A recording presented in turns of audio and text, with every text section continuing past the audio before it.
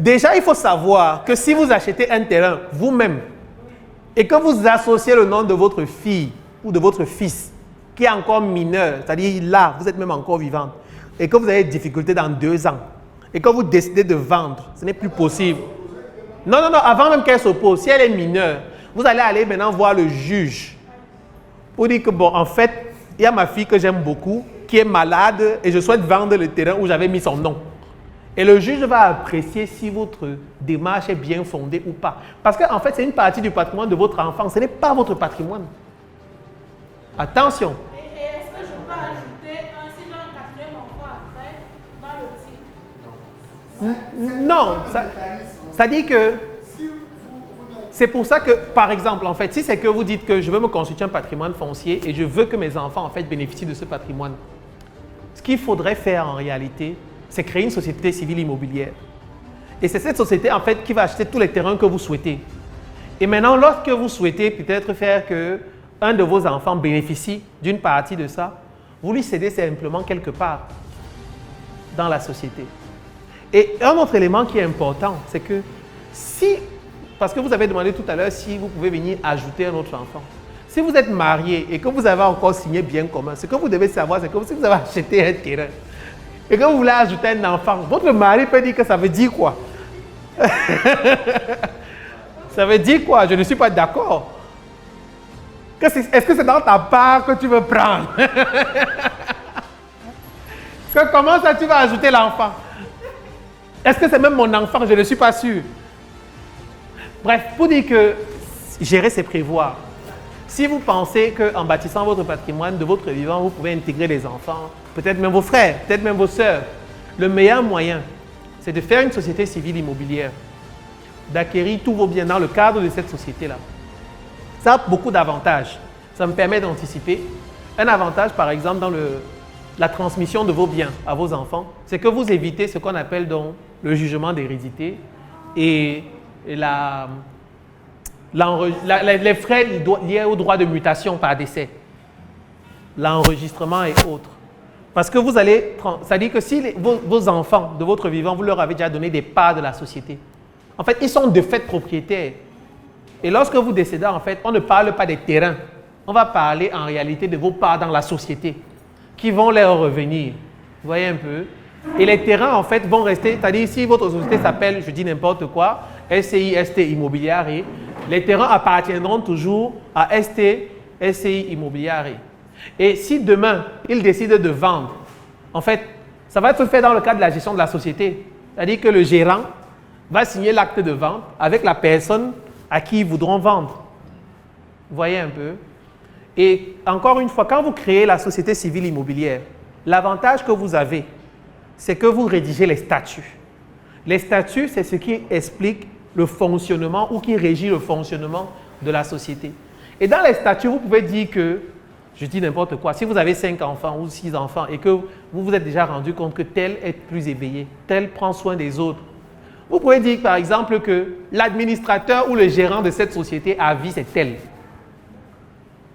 Il peut être destitué peut-être si la totalité de ses frères ont voté contre lui, peut-être pour la nomination d'un nouveau gérant, par exemple.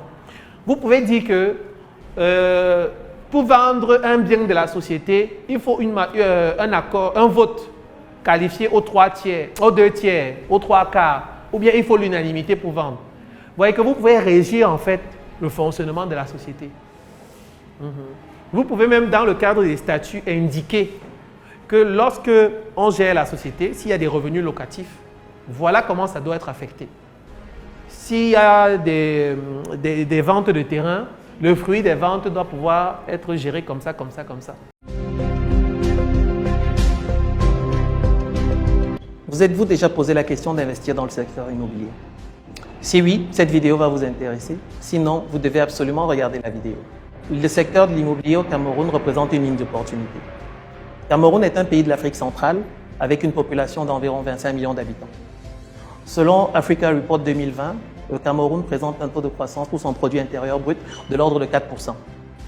Le secteur de l'immobilier est très dynamique, très croissant et selon les statistiques gouvernementales, présente un déficit de 2,5 millions de logements. Et l'État ne prévoit en construire que 1000 par an sur les prochaines années. En plus de ça, selon le cabinet londonien Knight Frank, qui est spécialisé dans le domaine immobilier, l'offre locative professionnelle, c'est-à-dire destinée soit pour les besoins industriels, soit pour les besoins des professionnels, présente un très fort potentiel au Cameroun du fait de la pauvreté de l'offre existante. Ces secteurs donnent des taux de rendement pouvant atteindre 15% annuels dans le secteur. C'est donc, comme je le disais précédemment, une mine d'opportunités pour les investisseurs.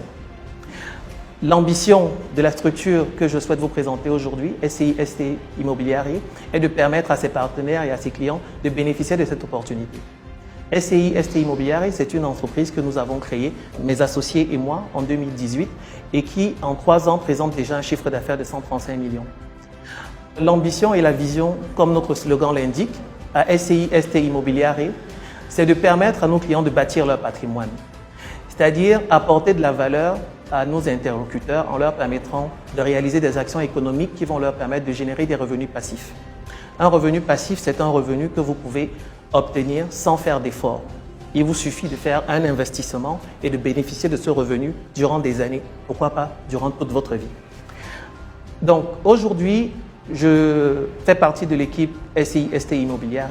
C'est une équipe qui est composée de juristes, de comptables, d'informaticiens. Je suis moi-même Charlie Nana, diplômé d'un Master 2 en méthode informatique appliquée à la gestion des entreprises que j'ai obtenu à l'Université de Lyon. Et depuis 2008, je travaille dans le domaine de l'informatique, principalement au Cameroun. J'ai rejoint le groupe ICCNet en qualité de responsable des projets. Et au bout de 4 ans, je suis passé directeur général de la filiale du groupe ICCNet qui est spécialisée dans l'édition et l'intégration de solutions informatiques. En 2012, j'ai relevé le défi de faire multiplier le chiffre d'affaires de l'entreprise par 2.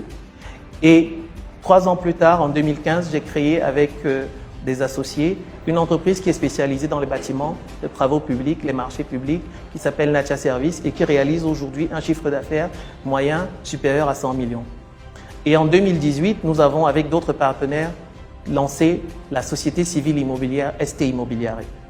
Et comme je vous le disais d'entrée de jeu, c'est une entreprise qui aujourd'hui réalise déjà 135 millions de chiffre d'affaires par an et qui possède dans son actif aujourd'hui plus de 40 000 m² de terrain dans la périphérie de Yaoundé et qui possède dans la zone urbaine, c'est-à-dire des quartiers comme Gousso, Omnisport, pour ceux qui connaissent Yaoundé, plus de 2000 m². À côté de ça, nous avons dans la zone que je qualifie d'hypercentre des terrains d'un ordre superficiel d'à peu près 1600 m². Et notre philosophie à Immobiliare, c'est de créer autour des actifs que nous possédons des projets qui permettent à ceux qui veulent bien nous rejoindre en fait de créer de la valeur. Pour faire simple, nous avons des terrains, par exemple dans une zone à fort potentiel comme Bastos, que nous avons peut-être acquis à 60 millions. Nous essayons d'expliquer à nos partenaires qu'il est plus pertinent pour quelqu'un qui dispose de 30 millions de s'associer à nous, de construire une villa à Bastos, de partager les revenus. Pour le cas d'espèce, par exemple, si nous avons un terrain qui vaut 60 millions et que vous apportez 30 millions, la construction de cette villa pourrait rapporter, par exemple, un revenu locatif de 700 à 800 000 dans une zone comme Bastos. Si vous aviez fait le choix inverse, qui est de dire de prendre vos 30 millions, d'investir, acheter le terrain, construire, vous serez confronté certainement à un ensemble de difficultés parce que ce n'est pas votre métier, vous n'en avez pas le temps. Et certainement, le revenu que vous pourriez en tirer mensuellement serait de 100 000. Alors, est-ce qu'il n'est pas plus intéressant pour vous de profiter d'un revenu de 30%, de 700 000, qui va représenter quelque chose comme 210 000, au lieu de faire un investissement seul, sans la maîtrise de l'environnement camerounais, et de bénéficier uniquement de 100 000 de revenus, dans le meilleur des cas. Parce qu'avec un budget de 30 millions, vous pourrez acquérir un terrain dans la périphérie, ou alors dans un quartier tel que Etouguébé, où le potentiel locatif serait faible. C'est là la philosophie, c'est là la vision et c'est ça ST Immobiliare. Notre ambition, c'est de devenir, au-delà d'une simple société civile immobilière, un atout dans le portefeuille financier de nos équipes et de nos partenaires. Nous voulons être votre valeur ajoutée, nous voulons vous permettre en fait de développer vos revenus passifs. Après vous avoir fait ce petit topo, je souhaite m'appesantir désormais sur le projet Office One. Office One, c'est un projet d'investissement locatif qui consiste en la construction d'un bâtiment R+2 à usage de bureau. L'idée, c'est de profiter d'un terrain dont nous disposons, qui est situé dans l'hypercentre de Yaoundé, et de bâtir à cet endroit un bâtiment R+2 qui sera capable d'offrir des prestations professionnelles de bureau. Et nous appuyons sur les données du cabinet Knight Frank et selon l'étude Africa Report 2020, le potentiel locatif des immeubles de standing en centre-ville à Yaoundé est évalué à peu près à 22 $ par mètre carré par mois, c'est-à-dire 13 000 francs CFA à peu près par mètre carré par mois.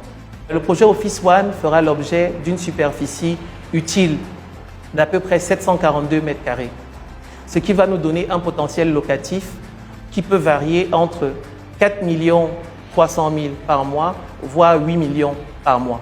Quand je dis ça, il est énormément important pour vous de relever qu'avec cette activité, nous pourrions générer une marge brute de 72%, soit 38 millions par an. C'est dire qu'en moins de 4 ans, voire en 5 ans, si nous atteignons seulement un niveau locatif de 50%, nous basons sur les données du cabinet Knight Frank, nous pourrions reconstituer avec les marges brutes réalisées l'ensemble des sommes investies pour la réalisation du projet. À côté de ça, dans le cadre de ce projet, nous pensons mettre en place un comité de direction qui pourrait être composé d'un certain nombre d'investisseurs, desquels vous ferez certainement partie, et qui aura la possibilité, via un reporting mensuel, de suivre l'exécution du projet et avoir la visibilité sur l'état des finances de l'entreprise au quotidien. Nous pensons également recruter pour la mise en œuvre du projet un cabinet agréé et certifié ISO pour assurer la maîtrise d'œuvre du projet. Cela permettra de garantir la fin des travaux, la qualité des travaux et surtout de pérenniser le projet. Et comme j'aime le rappeler, contrairement à tous les projets classiques qui peuvent être des projets de restaurant, des projets de transport, véhicules, un investissement immobilier ne se déprécie pas. Mais investir dans l'immobilier, ça ne se résume pas à acheter un terrain dans la périphérie et attendre que ça prenne de la valeur. Ça, c'est de l'épargne. Et ce que moi, je vous propose aujourd'hui, c'est de devenir investisseur immobilier. C'est-à-dire réaliser une acquisition de parts dans une structure qui va vous permettre de générer des revenus de manière régulière, et ce, pour la durée de toute une vie, et dans le même temps, bénéficier également de la valeur que ce bien prendra sur la durée. N'hésitez pas à nous contacter pour obtenir plus d'informations sur les numéros qui s'affichent. Nous nous ferons un plaisir de vous donner plus de détails et de consulter le lien qu'il y a dans la description qui vous permettra d'accéder à des informations plus détaillées. Merci.